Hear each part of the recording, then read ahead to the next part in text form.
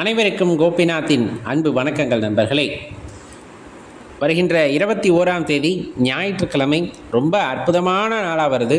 மகாலய அமாவாசை திதி அப்படிங்கிறது ஞாயிற்றுக்கிழமையில் வர்றது ரொம்ப சிறப்பு. அப்படி என்ன சிறப்பு? எப்போவுமே தர்ப்பணம் கொடுக்கும்போது பார்த்திங்கன்னா சூரிய பகவானை சாட்சியாக வச்சு முன்னோர்களுக்கு தர்ப்பணம் கொடுப்பாங்க.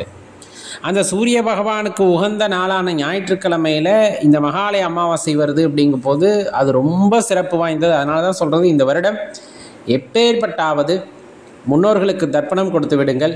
அப்படியே இல்லைனாலும் குறைந்தபட்சம் படையல் போட்டு விடுங்கள்.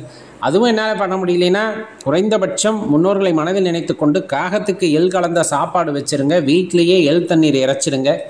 இல்லை பசுமாட்டுக்கு கீரை வாங்கித்தாங்க, வாழைப்பழம் வாங்கித்தாங்க. இந்த மாதிரி ஏதேனும் ஒன்றை இந்த மகாலய அமாவாசை திதியில் செஞ்சுடுங்க. அது ரொம்ப சிறப்பு வாய்ந்ததாக இருக்கும் அப்படிங்கிறத மறந்துட வேண்டாம். இந்த மகாலய அமாவாசை திதி எப்போ ஆரம்பிக்குது அப்படின்னா 21ஆம் தேதி 12:16 இந்த அதிகாலை அப்படின்னு சொல்லுவோம்ல, 20ஆம் தேதி முடிவு, 21ஆம் தேதி ஆரம்பம். அந்த 12:16 ஆரம்பித்து 22ஆம் தேதி 1:23 வரையிலும் இருக்குது. அப்போ இந்த நேரம் மகாலய அமாவாசை திதி நேரம் அப்படின்னு சொல்லுவாங்க. அப்போ முழுவதுமாக வர்ற அமாவாசை திதி, அதுவும் சிறப்பு. இதில் நம்ம எப்போ தர்ப்பணம் கொடுக்கணும் அப்படிங்கிறது பார்த்திங்கன்னா, நீங்கள் காலையில் ஆரம்பிச்சிடுவாங்க. 12 மணிக்கு முன்னாடி, மதியம் 12 மணிக்கு முன்னாடி தர்ப்பணம் கொடுத்துறது சிறப்பு. ஆனால் கூட்டம் எக்கச்சக்கமான கூட்டம் இருக்கும். நீங்கள் எங்கே போனாலும், குறிப்பாக ராமேஸ்வரமாக இருக்கலாம், திருச்சி அம்மா மண்டபமாக இருக்கலாம், அல்லது உங்கள் ஊரில் தர்ப்பணம் கொடுக்கறதுக்குன்னு சிறப்பாக இருக்கக்கூடிய இடங்களில் ரொம்ப கூட்டங்கள் நிரம்பி வழி. ஏன்னா எல்லாருமே அந்த நாளில் செய்வாங்க. முடிஞ்சால் அந்த நாளில் செஞ்சுருங்க. அதனால தான் இந்த மகாலயபட்சம் 15 நாளுமே செய்யலாம் அப்படின்னு சொல்லுவாங்க. இல்லை இந்த நாளில் செய்கிறோனாலும் கண்டிப்பாக செய்யும்போது புண்ணியம் உண்டாகும். இல்லை இது வரலும் நான் கொடுத்ததே இல்லைப்பா, வாழ்க்கையில் இந்த மாதிரி தர்ப்பணம் கொடுத்ததில்லை, பெரியோர்களை வழிபட்டதில்லை, செய்யலாமா? தாராளமாக செய்யுங்கள். இது தொடர்ந்து செய்கிறவங்க தான் செய்யணும் அப்படின்னு அவசியம் கிடையாது. நம்மளும் செய்யலாம். இல்லை நம்மளால் போய் தர்ப்பணம் கொடுக்க முடியலை அப்படிங்கிற பட்சத்துலேயும் வீட்டில் படையல் போட்டு வழிபாடு செய்யலாம். படையல் போடுறதுக்கு முன்னாடி நம்ம காகத்துக்கு சாப்பாடு வச்சுருங்க. எள் கலந்து தயிர் கலந்து சாப்பாடை எடுத்து முன்னோர்களை நினைத்து கொண்டு முதல்ல காகத்துக்கு சாப்பாடு வச்சுருங்க. அதுக்கப்புறம் வீட்டில் முன்னோர் வழிபாட்டை செய்யுங்க. முன்னோர்களுக்கு படையல் போட்டு வேண்டுவனவற்றை வைத்து மனதார முன்னோர்களை கூப்பிட்டு வழிபாடு செய்யுங்கள். எவ்வளவு கஷ்டமாக இருந்தாலும் சரி, உயிர் போகக்கூடிய கஷ்டமெல்லாம் யாருக்கும் இருக்காது.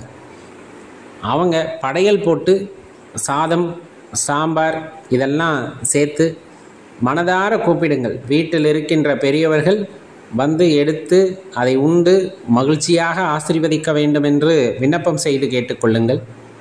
அந்த மகிழ்ச்சியோடே அவர்கள் உங்களை வாழ்த்துவார்கள். கண்டிப்பாக உங்கள் வாழ்க்கை நிலை அப்படிங்கிறது உங்கள் கண்ணு முன்னாடியே மாறுறத உங்களால் பார்க்க முடியும். சமையலில் இந்த வெங்காயம், பூண்டு, இஞ்சி இந்த மாதிரி விஷயங்களை சேர்க்கக்கூடாதுன்னு சொல்லுவாங்க இன்றைய நாளில். அதையெல்லாம் தவிர்த்து விடுவது நல்லது. மற்றபடி நீங்கள் மற்ற சாப்பாடுகள், அதே போல் இனிப்புகள், பலகார வகைகள் இதையெல்லாம் செய்து படையலிடலாம். ரொம்ப முக்கியமாக பண்ண வேண்டியது அமாவாசை விரதம் அப்படின்னு சொல்லக்கூடியது. வீட்டில் இருக்க ஆண்கள் அமாவாசை விரதம் இருக்கிறது ரொம்ப சிறப்பு அப்படிங்கிறத தெரிஞ்சுக்குங்க. பெண்கள் பிரச்சனையே இல்லை, நல்லா சாப்பிட்டுட்டு திருப்தியாகவே நீங்கள் சமையல் சமைக்கலாம். இல்லை நானும் விரதம் இருக்கேன் அப்படிங்கும் போது நீங்களும் விரதம் இருக்கலாம், தவறில்லை. ஆனால் வெறும் வயிற்றோடு எல்லாத்தையும் செய்யணும் அப்படிங்கிற அவசியமும் இல்லை அப்படிங்கிறத தெரிஞ்சுக்குங்க. இதில் குறிப்பிட்டு சொல்லணும் அப்படின்னா, இந்த சோடசக்கலை நேரம் அப்படிங்கிறது அமாவாசை பௌர்ணமி திதிகளில் ரொம்ப சிறப்பாக இருக்கும். அதில் இந்த மகாலயபட்ச அமாவாசையில் வர்றது அப்படிங்கிறது மிக மிக சிறப்பு வாய்ந்தது. அதனுடைய நேரம் அப்படின்னு பார்த்திங்கன்னா 22ஆம் தேதி அந்த ஆரம்பிக்கிறப்ப வரக்கூடிய 12:23 2:23 வரையிலும் இருக்கக்கூடிய அந்த 2 மணி நேரம் அப்படிங்கிறது சோடசக்கலை நேரமாக வரும் இந்த மகாலயபட்ச அமாவாசையில். கிட்டத்தட்ட அடுத்த ராத்திரி மாதிரி தான். 12 மணிக்கு மேலே அலாரம் வச்சு எந்திரிச்சு அந்த நேரத்தில் நம்ம திருமூர்த்தி பகவானிடம் என்ன வேண்டுமோ அதை விண்ணப்பித்து கேட்டுக்கொள்ளும் பொழுது கண்டிப்பாக நிறைவேறும் அப்படிங்கிறது, அந்த வேண்டுதல் அப்படிங்கிறது நிறைவேறும் அப்படின்னா அதில் மாற்று கருத்தே இல்லை.